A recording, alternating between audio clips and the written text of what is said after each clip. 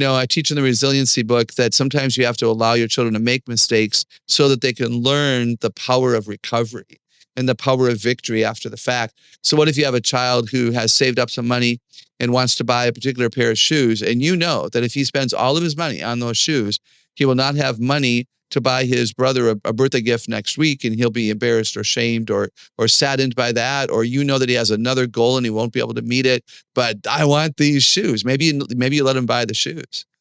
And then you walk with him through the disappointment. You say, what could you have done differently? Don't be afraid of the dark. Be careful with stars. Not every light is gonna guide you, baby. Not every light is gonna guide you.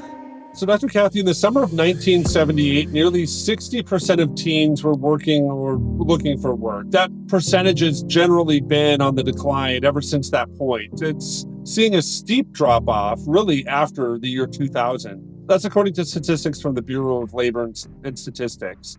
In 2017, just 35% of teens were working or looking for a job, compared to that previous stat of 60%. But since the pandemic, those numbers have been slowly climbing. In 2021, it was about 36.6% who were looking for a summer job. And now, according to Pew Analysis, we're really seeing that as of May 2024, a jobs report says about 38% of kids 16 to 19 were looking for a job. This is really beneficial for kids, according to some different surveys that have been done. One by Ops Loans showed that about 1,000 kids in 2023 aged 14 to 24, found that landing a job was really already helping them figure out kind of how to do a budget. Of those that responded, 63% had a job lined up for the summer, and they planned to make an average of about $4,000 by September and save 57% of it. That's over $2,000 of it, mainly looking for things like living expenses, tuition, travel, spending money, helping out families, and really other things that they would spend their money on. Dr. Kathy, I kind of see these facts play out in really real life for my kids this last summer. I watched them get jobs, and really jobs that I look at and say, you're making 3 times what I was making at your age. But inflation's a real thing, right? I've kind of stumbled, though, into this, seeing that my kids are now a little bit more concerned about where their money's going and how they're budgeting it. And they don't have money for ice cream every night of the week. They have it for one night of the week. It's just really interesting watching them budget manage this and, really set some of those things up. That happens, I think, because I've been blessed with a good relationship with our kids. And they've come to this place where they look at money and kind of see the value in it. But what about other things? How can I step in and really build solid relationships? And maybe for those of us who don't have those kind of relationships, how do we build good relationships to have what I would say are really important conversations like this with money? I think when we're available, when our children are young, to their questions, even though they seem so unimportant and irrelevant, it changes children. When we present ourselves as being the ones who want to facilitate their understanding and want to spend time with them, then they'll come to us and they'll ask about, where do babies come from? And mommy, that cat had a lot of kittens. How many babies can a mommy have? I mean, we're available to the questions. And when we prove to them from the get-go on a variety of topics that we are willing to do the research with them and willing to answer their questions, or willing to say, you don't need to know that yet, then they'll be interested in what we have to say about money as well. And I would also think that one of my recommendations would be that we talk out loud about money. If you take your children out to a restaurant and 3 of them want dessert, but you just spent your restaurant budget for the month, you don't just say, no, not tonight. You say, hey, your mom and I are really careful with our money because we want to be able to provide what's necessary, not just always what is fun. And we just spent a month of our restaurant budget on the meal. And so there is no money for the dessert. Now at home, that we have grandma's cookies, but we're not spending money here. So what if we talked out loud more and explained what we do? Why did somebody drop a gym fee? I noticed I wasn't going to the gym enough. It was 48, bucks a month. And that was just a waste of money. I've got a backyard and I've got a park nearby and I'm just going to run for free. Do we ever share those kinds of things with our kids?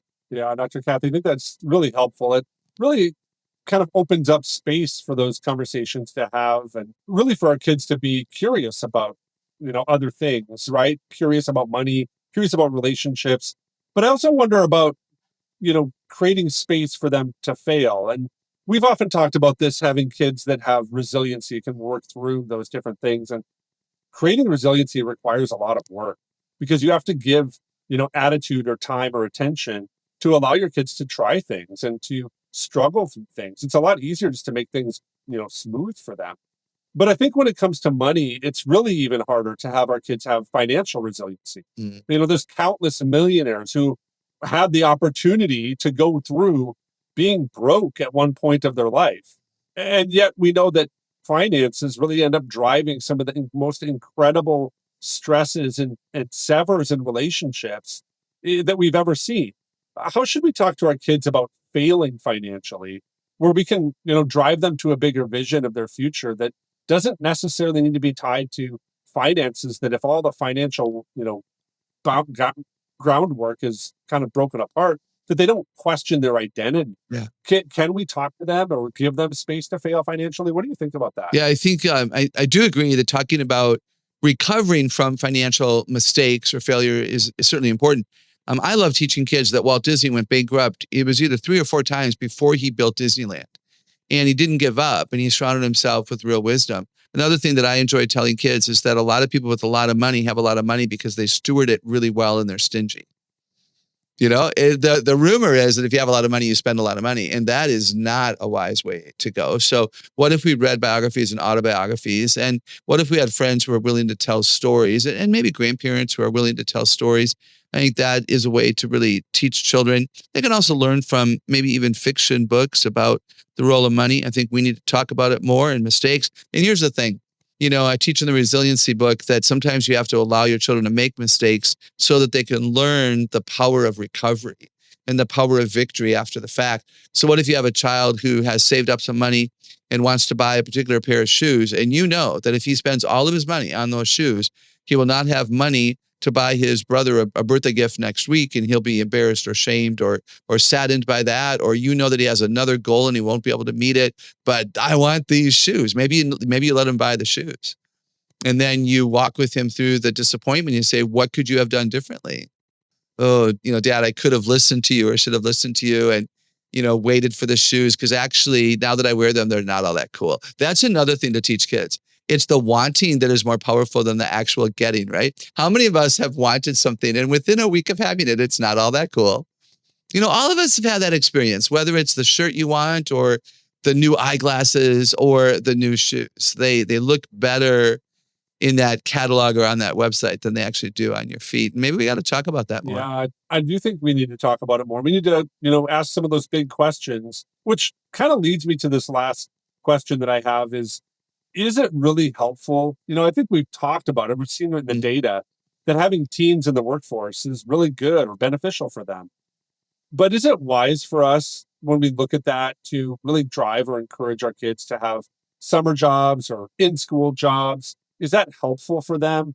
Or is there a different way that we need to look at the world now, that just things are different and we should give our kids space to, pursue academia or, pursue their identity formation or different things like that? What do you think there, Dr. Kathy? Yeah, I think it's a great question, and there's no easy answer because it really does depend upon the child.